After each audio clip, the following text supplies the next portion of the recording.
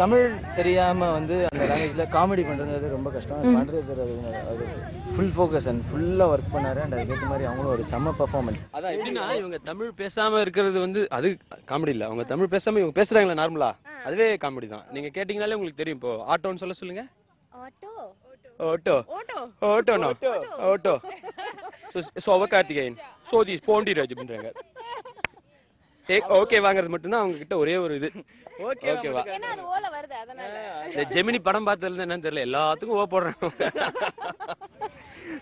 அந்த மாதிரி அவங்க ஒரு வெரி பிரில்லியன்ட் ஆர்டிஸ்ட். இந்த வேர்ல்டு சினிமாவே நீங்க இந்த மாதிரி ஒரு ஆர்டிஸ்ட் வந்து ஓல்டு சினிமால நல்ல ஓல்டு கெட்டப்ல நல்ல வேர்ல்டு இல்லையா, வேர்ல்டு சொல்லுங்க அங்க வேர்ல்டு சினிமா. சொல்ல மாட்டேன், மைக் கொடுங்க, சொல்லுங்க. நான் சொல்ல மாட்டேன். ஏங்க இங்கிலீஷ்ங்க, இது world cinema. World cinema, world இல்ல, வேர்ல்ட் சினிமா. Old cinema. இந்த மாதிரி தமிழ் டியூஷன் மட்டும் இல்லாம படிங்க இங்கிலீஷ். நான் எனக்கு தெரிஞ்ச வரைக்கும் நான் நல்லா தமிழ் பேசிட்டு இருக்கேன். ஐ மீன் பேசிட்டு இருக்கீங்க. இந்த மாதிரி கிராமம்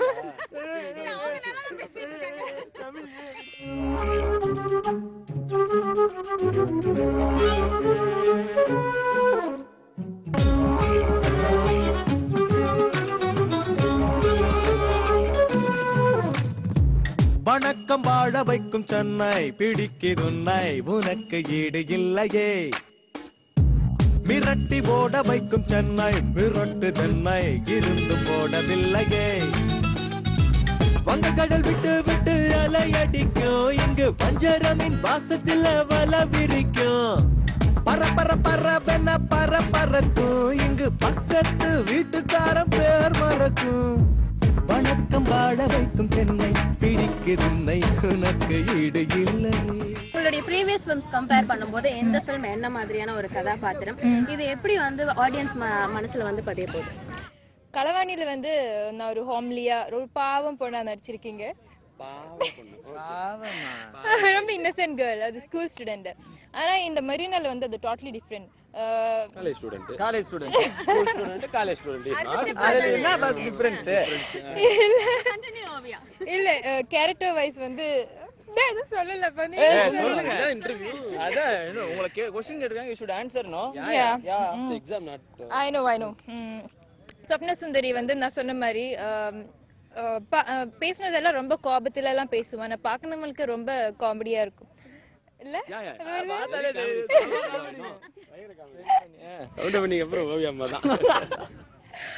அவ்வளவுதான்.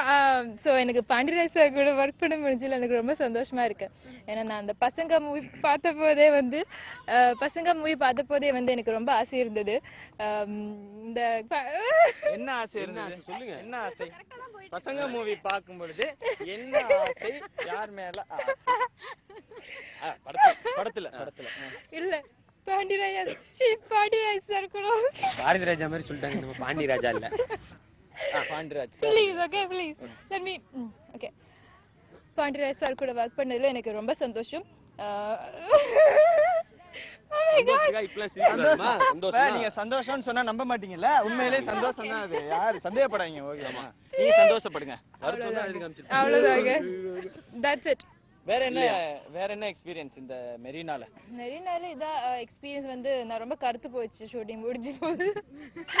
ஃபர்ஸ்ட் வரும்போது இந்த எமி ஜாக்சன் மாதிரி இருந்தவங்க ரொம்ப கொஞ்சம் கருத்து இல்ல நிறைய கருத்து சொல்ற படம் இல்ல. ஷூட்டிங் ஸ்பாட்ல டோட்டலி டிஃபரண்ட். சிவா வந்து ரொம்ப சைலண்டா இருக்கும். என்ன இதுவரைக்கும் கலாய்ச்சதே இல்ல. பாருங்க அமைதியா தானே இருக்கு. ஏன்னா அது ஃபர்ஸ்ட் மூவினால எனக்கு கொஞ்சம் பயம். நான் கொஞ்சம் எக்ஸ்பீரியன்ஸ்ட் ஆர்டிஸ்ட் இல்ல, சீனியர் ஆர்டிஸ்ட். ஆமா, அதனால எனக்கு கொஞ்சம் பயம் இருந்தது. 115 வயசு ஆச்சு. அதனால ரொம்ப எனக்கெல்லாம் கொடை பிடிச்சு தந்துருச்சுல்ல ஒரு வாட்டி.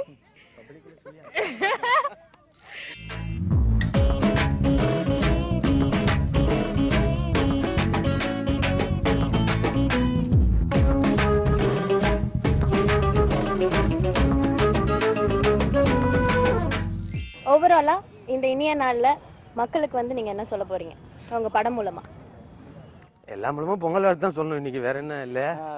இங்கே இந்த நிகழ்ச்சி மூலமா எல்லாருக்குமே எங்களுடைய பொங்கல் நல்வாழ்த்துக்களை சொல்லிக்கிறோம். அண்ட் படம் மூலமா நாங்க சொல்ல விரும்புற விஷயம், இந்த மெரினா உங்களுக்கு வந்து நிறைய நாள் நிறைய முறை ஒரு வேடிக்கை பார்க்குற இடமா இருந்திருக்கும். பட் நிறைய பேருக்கு இது வந்து வாழ்ற இடம். அந்த மாதிரி கதாபாத்திரங்களை தொகுத்து தான் ஒரு அழகான படமா வந்து நாங்க இங்க பண்ணியிருக்கிறோம். அண்ட் நம்மளுடைய இந்தியன் சினிமால, தமிழ் சினிமால சொல்லப்படாத ஒரு இடம், ஒரு களம் மெரினா பீச். இங்க இருக்கிற யதார்த்தமான நீங்க பார்த்த கேரக்டர்ஸ்லாம் ஒன்று சேர்த்து இந்த மெரினா படம் ரொம்ப நல்ல படமா இருக்கும். அண்ட் பாடல்கள்லாம் நீங்க ஆல்ரெடி கேட்டிருப்பீங்க. ஸோ அதன் மூலமா தெரிஞ்சிருக்கும் இது ஒரு அழகான படம்னு. ஸோ டெஃபினட்டா தியேட்டர்ல வந்து பாருங்க, நிறைய சப்போர்ட் பண்ணுங்க. அண்ட் கிளம்புறதுக்கு முன்னாடி ஒரு முக்கியமான விஷயம். ஒரு நிமிஷம் பிடிங்களேன். Thank you so much. And நான் வந்து உங்களுக்கு திருப்பி வாழ்த்துக்கள் சொல்லி இந்த படம் வெற்றி அடையணும். முதல் படம் கண்டிப்பா உங்களுக்கு வெற்றி அடையணும். கண்டிப்பா உங்களுக்கு வெற்றி அடையணும். ஒரு 10 ரூபா கொடுத்து ரோஜா பாயிண்ட் தேங்க்யூ. அப்ப இவங்களுக்கு வெற்றி வேணாமா? காமெடியோட கதை தாங்க கட்சி வரைக்கும். நான் இருங்க 3 கொடுத்துருங்க, நாங்க ஈக்குவலா பிரிச்சுக்குவோம் எதா இருந்தாலும். இந்த பொண்ணு தான் கடைசியில வந்து ஓவியா கொடுக்காம எங்களுக்கு கொடுங்க அப்படின்னு சொல்லி இந்த பொண்ணு தாங்க சொல்லிச்சு. அது மாதிரி நாங்க எனக்கு ஒன்றும் பிரச்சனை இல்லை. இதே திருப்பி கொடுத்து வாழ்த்து சொல்லுவாங்களா படத்துக்கு? What is this Oviya? I don't mind. You don't mind anything much. We mind. Okay, thank you so much. Thank you so much. Bye. Hello sir, Pongal வாழ்த்துக்கள் எல்லாத்துக்கும். கண்டிப்பா கலைஞர் டிவி நேயர்கள் அனைவருக்கும் எங்க டீம் சார்பாக அனைவருக்கும் பொங்கல் நல்வாழ்த்துக்கள். அப்படியே எல்லாத்தையும் இன்ட்ரோடியூஸ் பண்ணிடுங்க சார். நான் பாண்டிராஜ். அது சொல்லவே வேண்டாம் சார், பசங்க பாண்டியராஜ்னா எல்லாத்துக்கும் தெரியும். இந்த படத்தோட இயக்குனர் கிரீஷ், மியூசிக் டைரக்டர். இந்த படத்தில் வந்து அறிமுகப்படுத்தியிருக்கான். தமிழ் சினிமாவுக்கு ஒரு நல்ல மியூசிக் டைரக்டர் கிடைச்சிருக்காருன்னு நான் நம்புறேன். கண்டிப்பாக நீங்களும் நம்புவீங்க. அதே மாதிரி அத்தியப்பன் சிவா இந்த படத்தில் எடிட்டர், இவரையும் அறிமுகப்படுத்தியிருக்கேன். நான் அசிஸ்டன்ட் டைரக்டராக இருக்கும்போது அவர் அசிஸ்டன்ட் எடிட்டராக இருந்தார். விஜய் கேமராமேன், இந்த படத்தில் கேமராமேன். காதல் படத்தில் இருந்து வம்சம் வரைக்கும் ஸ்டில் ஃபோட்டோகிராஃபராக இருந்தார். நான் அசிஸ்டண்டாக தெரியும்போது அவன் கேமரா தூக்கிட்டு தருவான், நான் கிளாப் தூக்கிட்டு தருவேன். இப்போ வந்து அவனை வந்து கேமராமேனை அறிமுகப்படுத்தியிருக்கேன். அதே மாதிரி இவன் கிராஃபோர்டு ஆர்டர், என் ஃப்ரெண்டு தான். இவன் ரூம்மேட் நான் வேணும். பசங்க படத்தில் ஆர்டரா பண்ணிட்டு இப்போ இந்த மெரினா படத்தில் ஆர்டரா பண்ணிட்டு இருக்காரு. உமாபதி என்னன்னு சொல்றது அப்படின்னா ஃப்ரெண்டு. என் படத்தை வந்து உண்மையான விமர்சனத்தை கிளிக்கிற ஒரு நல்ல ஃப்ரெண்டு. சேரன் சார்ட்ட வந்து நான் எல்லாம் ஒன்றா உதவி இயக்குனராக ஒர்க் பண்ணியிருக்கான். இந்த படத்தில் வந்து ஒரு முக்கியமான கேரக்டர், கிறுக்கன் கேரக்டராக பண்ணியிருக்காரு. இப்போ தான் அவர் முடி இடியெல்லாம் வெட்டி இதுவாக இருக்காரு. பட் படத்தில் பார்த்தீங்கன்னா உண்மையிலேயே மெரினா பீச்சில் பார்த்தவங்களுக்கு தெரியும் அந்த கிறுக்கனை. அதை வந்து அப்படியே பிரதிபலிச்சிருக்காரு. இப்ப நீயும் நானும் ஒண்ணு.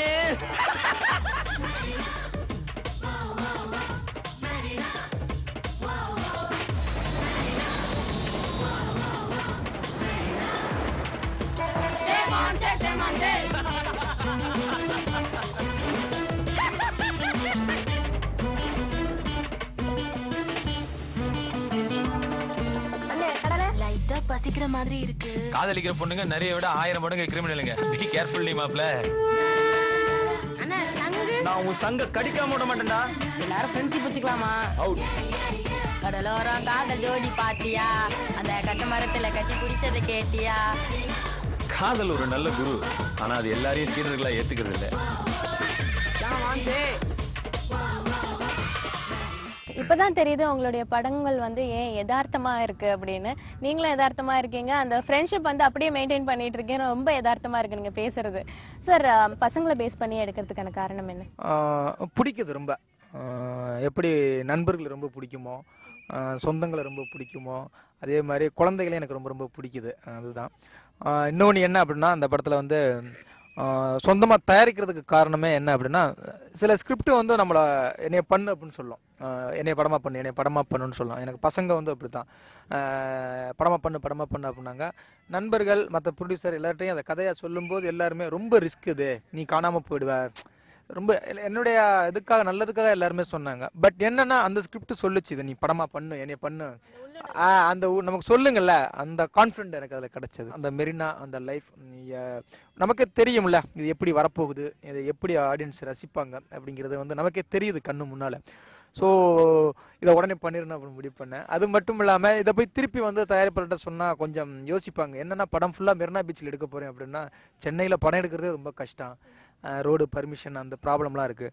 மெரினா பீச்சில் அப்படின்னா பயம் வரும். அப்படிங்கிறதுனால நானே அப்படியே சேர்ந்து, நானே நண்பர் பாலமுருகன், ஒயிட் வெள்ளச்சாமி, எங்கள் அண்ணன் வெள்ளச்சாமி, இன்னொரு அண்ணன் வெள்ளச்சாமி, இப்படி பல வெள்ளச்சாமி எல்லாம் சேர்ந்து சொல்லப்போனால் அந்த படத்துக்கு நான் தயாரிப்பாளர்னு சொல்ல முடியாது. ஒரு விதத்தில் கிரீஷ் தயாரிப்பார், அவர் ஒரு சைடு சேஃப்டி பண்ணி கொடுத்துருப்பாரு எனக்கு.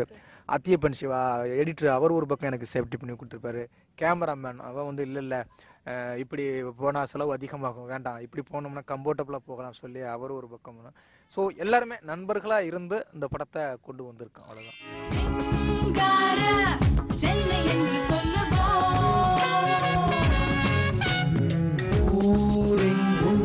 போஸ்டர் ஒட்டி கொல்லுவோம், வேரோடும் கோபம் எங்கும் கொசுக்களே என்றாலும் விட்டு போக நினைக்கல.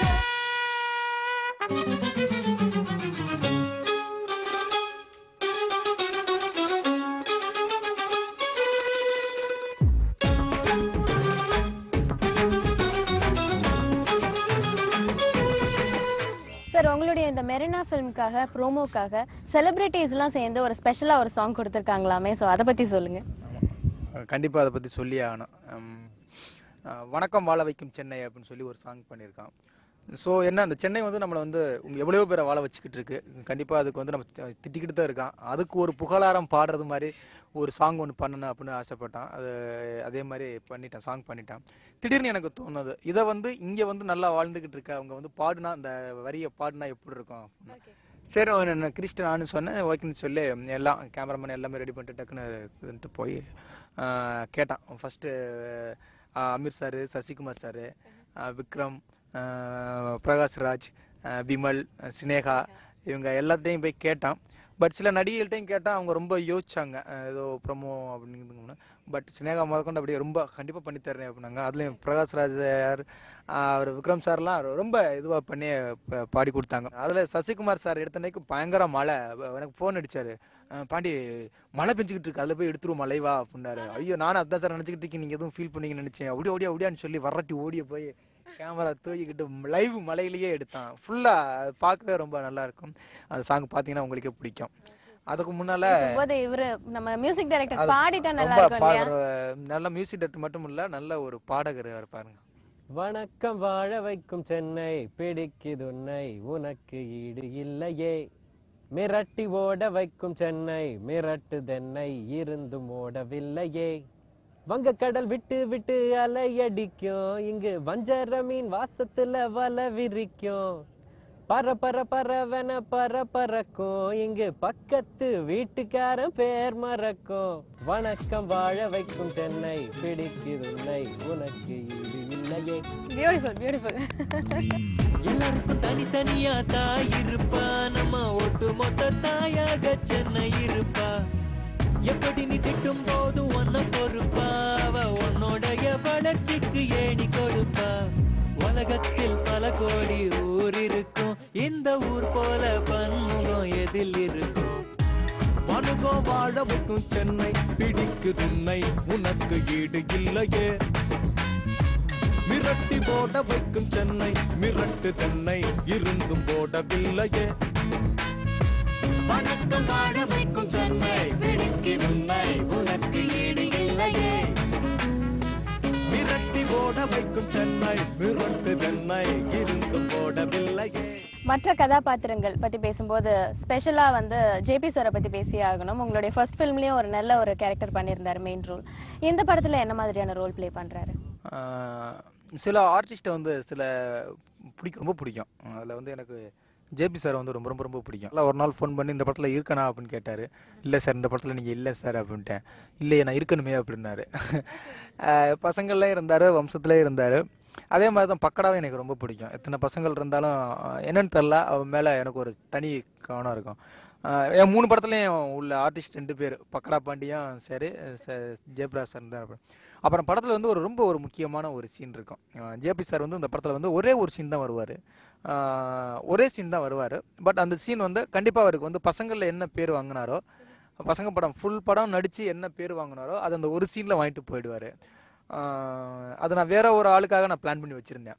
இதுங்கண்ணா அப்படின்னா சரி ஜேபி சார் பேசினா அது நல்லா இருக்கும் அப்படின்னு சொல்லிட்டு அப்புறம் அந்த சீனை கூப்பிட்டு இது பண்ணேன். சார், இவங்கெல்லாம் என்னென்ன கதாபாத்திரங்கள்ல பண்ணியிருக்காங்க? இந்த படத்தை பார்க்கும்போது எல்லாத்துக்கும் என்னன்னே புரியாது. முதல்ல ஒரு இது பார்த்தீங்கன்னா குழந்தைகளை வச்சு இது பண்ணியிருப்பான், இன்னொரு இது பார்த்தா லவ்வர்ஸ் இருப்பாங்க, அடுத்து பார்த்தா அந்த பெரியவங்கெல்லாம் இருப்பாங்க. இவரை பற்றி நேர வரைக்கும் நான் எதுலையுமே சொல்லவே இல்லை. என்னன்னா இவரை பற்றி நான் பேசவே மாட்டேன், இவரும் இப்போ பேச மாட்டார். கண்டிப்பாக